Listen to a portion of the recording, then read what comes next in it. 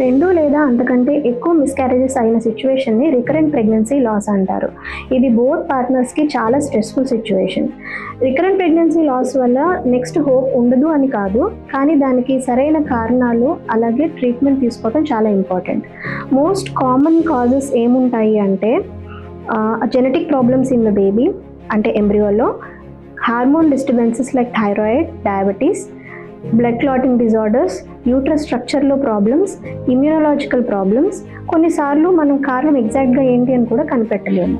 కానీ ఇలాంటి మీరు మీ డాక్టర్ దగ్గరికి వెళ్ళినప్పుడు దానికి సంబంధించిన బ్లడ్ టెస్ట్లు, స్కానింగ్ చేసి సరైన రీజన్తో ప్రాపర్ ట్రీట్మెంట్ ప్లాన్తో చాలామంది కపుల్స్ సక్సెస్ఫుల్ ప్రెగ్నెన్సీని ఈజీగా అచీవ్ చేస్తారు.